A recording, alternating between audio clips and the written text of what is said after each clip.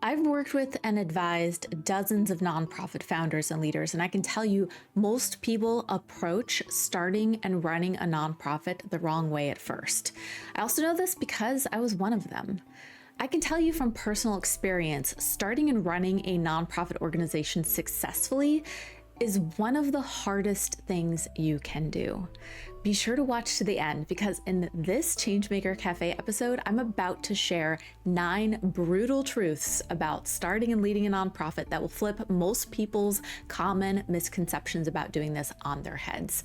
These are hard-learned facts that I've seen tend to separate the nonprofits who grow and thrive and those who get stuck. Don't forget to subscribe to the channel for more content on nonprofits, fundraising, and more. And thanks to Click and Pledge for sponsoring this video.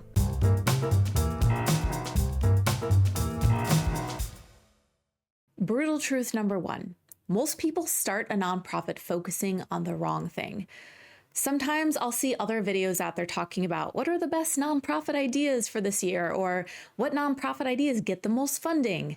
If you want to start your nonprofit to succeed in its main purpose, which is making a difference in the community, these are the wrong things to focus on. People who start nonprofits because they think it will be easy to generate revenue or because they think it will help them promote their other business or personal brands are not going to get far. For one, the nonprofit legal structure has conflict of interest rules in place to prevent people from using it to directly or primarily benefit themselves or their separate businesses.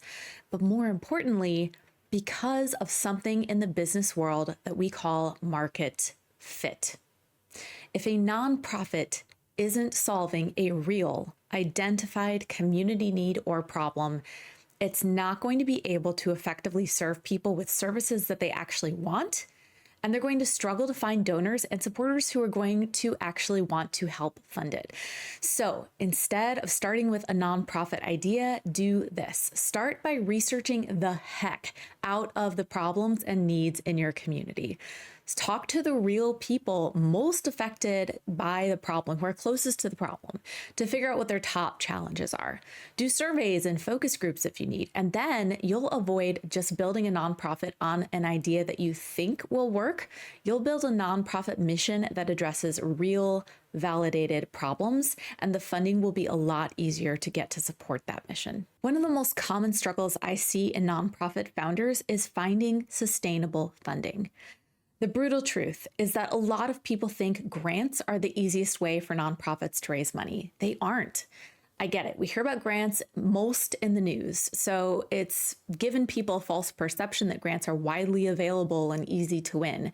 The truth is that without a strong track record of success and a reputation in your community, it's going to be significantly harder to get grants.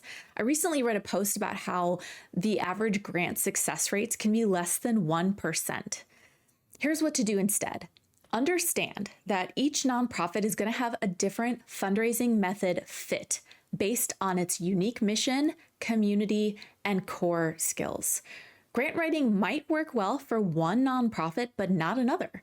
Sponsorships or individual donations might be the best fit for a totally different nonprofit, or even earned income or program fees. You want to think about your team's skills and strengths, what types of audiences might match best with your nonprofit's mission, and what methods might work best for you based on your skill sets and that mission alignment. I go into a lot more detail in this in my upcoming 0 to 100,000 nonprofit fundraising startup toolkit. So if you're interested in getting that, I have a link below where you can join the interest list, and I'll send out an alert when that toolkit launches. The third brutal truth, your nonprofit's name actually does make a big difference between you getting traction or getting confused looks, especially when you're starting out. Speaking from personal experience here, I first came up with a name for my organization based on some words I found in a thesaurus and came up with an acronym that literally nobody could remember.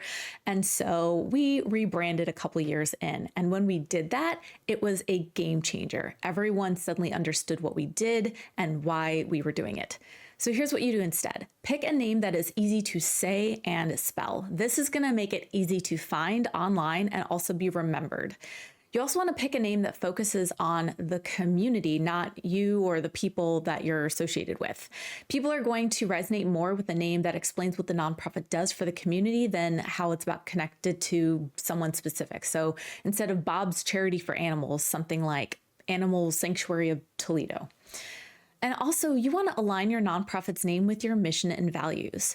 There's an organization in my area called A Place at the Table, and I just love that name because what they do is they provide restaurant quality meals to anyone, regardless of their ability to pay.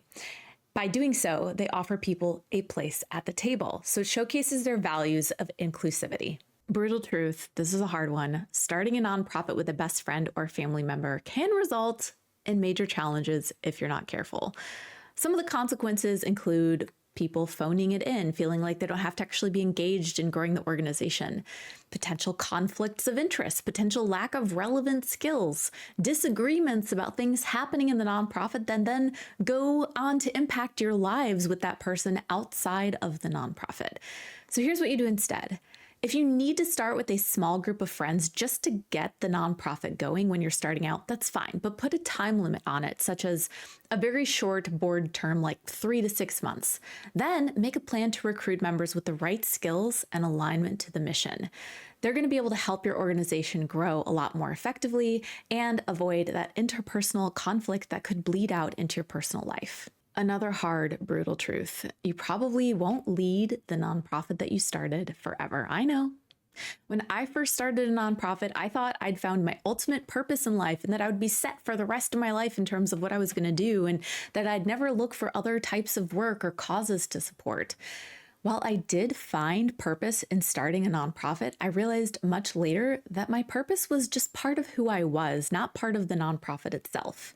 The nonprofit was just one vehicle to achieve that purpose, but I could live out my purpose in a lot of different ways, like I'm trying to do now through this YouTube channel.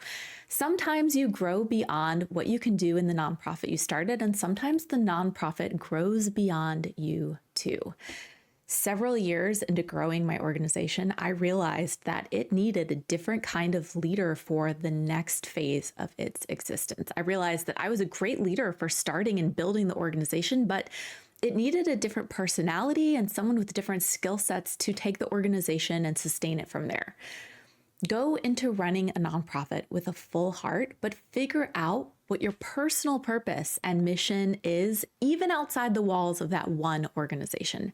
That way, no matter what happens to the nonprofit, you'll still be on your path to create positive change in the world. Here's a brutal truth. The general public doesn't fully understand nonprofit work. From getting repeatedly asked, how do you make a living if you work for a nonprofit? To seeing constant posts online about how a nonprofit should have a low overhead rate. Folks who have been in the nonprofit world a long time know that people don't fully understand how all the nonprofit stuff works. Some of the biggest misconceptions that I've heard over and over again include you can't make a living working for a nonprofit, even though nonprofits employ 10% of the adult workforce across the whole United States. It's the third largest industry for employment. Nonprofits should be judged based on their overhead rate. That's another myth. Even though overhead refers to critical infrastructure needs like staffing, outreach, or the electric bill. How can you help feed, house, or educate people if you can't even keep the lights on? And another myth is that nonprofits are just nice to have organizations, even though nonprofits are the ones filling the gaps where government or business can't or won't. For example, there's no profit in trying to end homelessness, so businesses don't tackle that nonprofit, but someone's got to. So what do? It's up to us to educate people about how nonprofits work, how all nonprofits work. That's part of what I try to do through this content, but make sure you're showing the behind the scenes work of your organization. Explain how much it actually costs to run the organization in a high quality way, and share the challenges of the work alongside the impact so that we can help people understand that it takes a lot of effort and resources to make a big impact. Brutal truth number 7. Nonprofit is just a tax status. It's not a business model. When I first started out, I focused completely on our programs and outreach and figured the funding would just come. Spoiler alert, it didn't. It wasn't until I took a hard look at our mission, our model, and our funding needs that I realized we were going to need some sustainable revenue coming in if we were going to get anywhere close to achieving all the things that we said we wanted to as a nonprofit. So we eventually developed a fundraising strategy that allowed us to charge reasonable fees to companies for special services. We created a monthly giving program. We beefed up our sponsorship opportunities for our major activities. It wasn't perfect, but we saw our annual revenue more than triple in the years that followed that. Look, you need money to achieve your mission. Things cost money. Think about your funding model in the very beginning. Don't wait and hope for the best like I did. It's very stressful. So take my word on this one. As you're building and running a nonprofit, you need a fundraising platform to help you fundraise successfully, no matter what funding model you choose to focus on. So it's a great time to thank the sponsor of this video, Click and Pledge. With Click and Pledge, you'll get a robust dashboard where you can plan out all your fundraising campaigns and monitor your progress in real time. You'll get highly customizable donation forms, in-person fundraising features so you can collect donations at live events, peer-to-peer fundraising that allows supporters to go out and form teams and raise money in their networks on your organization's behalf, video fundraising with donation links embedded right in the videos so people don't have to click off to go find the way to donate, text to give, donor outreach tools to improve retention, a complete Salesforce integration, and many other integrations and more.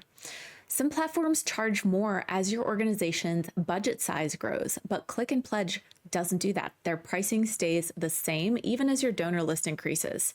I know nonprofits really appreciate how there are no contracts and all of their solutions are included at no extra cost.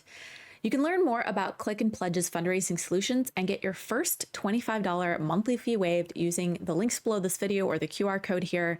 Get in contact with their team to ask questions, schedule a demo, and get all the information you need, or sign up to give it a try right now. The eighth brutal truth. This is the hard one. Also, not all volunteers are assets to your organization. I've had to fire volunteers for toxic behavior. I've had to help volunteers think of other roles that might be a better fit for them. I love volunteers. People who volunteer their time are generally wonderful, but they're still human. And sometimes your organization isn't the right place or doesn't have the right roles for them. So here's what you can do. Get clear on your organization's values and rules. Make sure they are shared up front with volunteers who are coming in with an expectation that they must follow them. Create a written process for addressing conflict or grievances with volunteers and be ready to follow it to remove a volunteer who might be doing more harm than good. At the end of the day, your mission and the people you serve are the most important thing, and your volunteers should be helping you achieve that, not hinder it. The ninth and final brutal truth is that nonprofit leaders are getting burned out at record rates. You need to protect yourself and your fellow team members and leaders from burnout because this work can be challenging and take a long time to see progress. One recent study shared how more than 7 out of 10 nonprofit staff members are thinking of leaving their organizations in the next year. That's going to have a huge impact on programs and services and communities. I've come close to burnout a few times, and I've fully burned out at least once in my organization. It's not a good thing. There's no good side to it. But there are things you can do to protect yourself and prevent this from happening. First, don't be a martyr.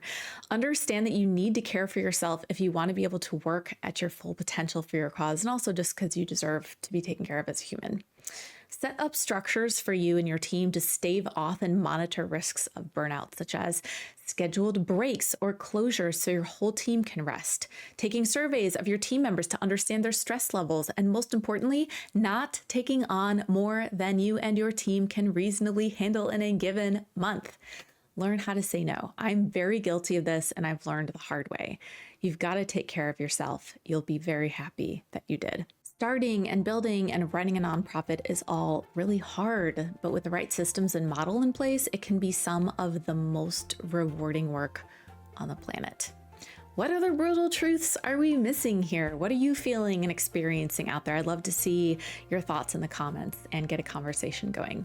And if this gave you some ideas on how to build your organization effectively, do me a favor and hit like on this video, leave a comment and share so that more nonprofit leaders can see this. Be sure to subscribe to this channel so you don't miss our next episode. And don't forget, you can always get more content in my free weekly newsletter and resources on my website, changemakercafe.com. I'm Amber Melanie Smith, and I'll see you next time. Bye.